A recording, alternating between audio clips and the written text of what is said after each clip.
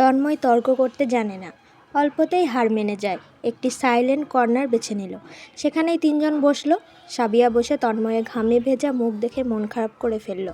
কখনো গাড়ি ছাড়া চলাচল না করা তার ভাই এখন এত কষ্ট করে অফিস করে ভাবতেই সাবিয়ার শ্বাস আটকে আসছে। ব্যাগ থেকে রুমাল বের করে তন্ময়ের কপালের ঘাম মুছে দিল। অফিসে অনেক প্রেশার বুঝি? হ্যাঁ, একটু একটু। মা কেমন আছে? ভালোই। তোর চিন্তা করে সারাদিন, বাবার কথা জিজ্ঞেস করবে না ভাইয়া? তন্ময় ওয়েটার ডাকলো। সাবিয়ার কথাটি সম্পূর্ণ অগ্রাহ্য করল। সাবিয়া দীর্ঘ নিঃশ্বাস ফেলে চোখ ফেরাতে অয়নের উপর নজর পড়ল। তার দিকেই তাকিয়ে ফ্যাল করে চোখ দিয়েই খেয়ে ফেলবে যেমন। সাবিয়ার ইদানিং মনে হচ্ছে এই ছেলে নিজে থেকে থামবে না, তাকে খোলাখুলি ওর সাথে কথা বলতে হবে। তন্ময় মেনু এগিয়ে দিয়ে বলল, কি খাবি অর্ডার দে। সাবিয়া বলল, ট্রিট তো আমার দেওয়ার কথা, তুই ট্রিট দিবি, তাও আমাকে?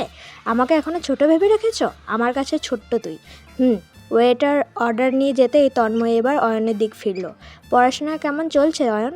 ভালো ভাই, একমাত্র ছেলে তুই, তোর বাবার অনেক আশা আকাঙ্ক্ষা তোর উপর, তাই মন দিয়ে পড়াশোনা করবি। জি। তা প্রেম টেম করছিস নাকি? না না ভাই, একদম না। না কেন, কাউকে ভালো লাগে না? ভালো তো লাগে। কাকে? আছে একজন, কিন্তু এগোনোর সাহস পাচ্ছি না। আজকাল প্রপোজ করতে সাহস লাগে নাকি? না, আমার পছন্দের মানুষ খুব রাগী স্বভাবে, যদি উল্টোপাল্টা রিয়াকশান করে। সাবিয়া কেসে উঠল। তন্ময় কথা বন্ধ করে এক গ্লাস পানি এগিয়ে দিল। পানি খেয়ে নিজেকে শান্ত করে সাবিয়ার টপিক ঘুরিয়ে ফেলল।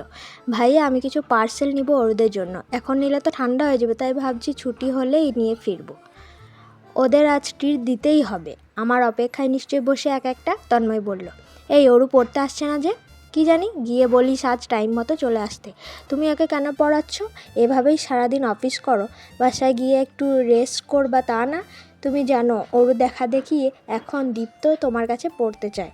তন্ময় হেসে বলল, ও তো ব্রিলিয়ান্ট স্টুডেন্ট, ওকে আমার পড়াতে কেন হবে? অরু হায়ার ম্যাথমেটিক্সে বেশ দুর্বল, টিচারদের পড়ানো বোঝে না, ওকে আমার আলাদা করে পড়ানো। তাই 7:30 অরু কাঁধে ব্যাগ চেপে বেরিয়েছে। তার উদ্দেশ্য তন্ময় বাসা। বেশি দূর না এখান থেকে, সাইকেল করেই চলে যাওয়া যায়। এতক্ষণে নিশ্চয়ই তন্ময় কাজ থেকে চলে এসেছে।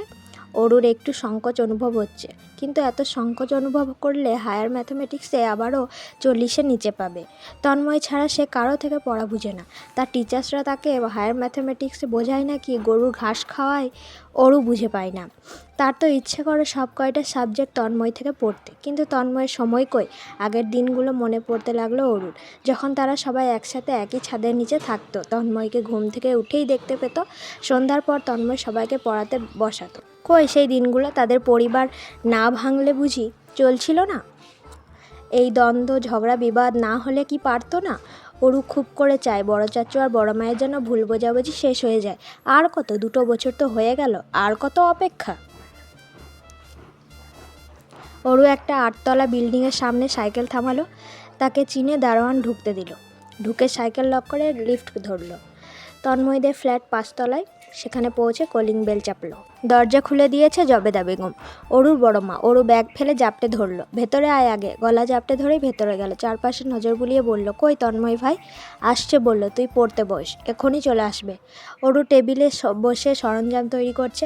প্রথমে চুল বাঁধলো যেন চুল টুল কোথাও না উড়ে যায়। তারপর টিস্যু এগিয়ে রাখলো সামনে, যদি কাশি চলে আসে টিস্যু কাজে দিবে। কিন্তু বায়ু দূষণ প্রতিরোধ করবে কিভাবে? সে ভেবে রাখলো বায়ু দূষণ শুরু হবার আগেই উচ্চস্বরে কথা বলবে। তন্ময়কে শুনতেই দেবে না।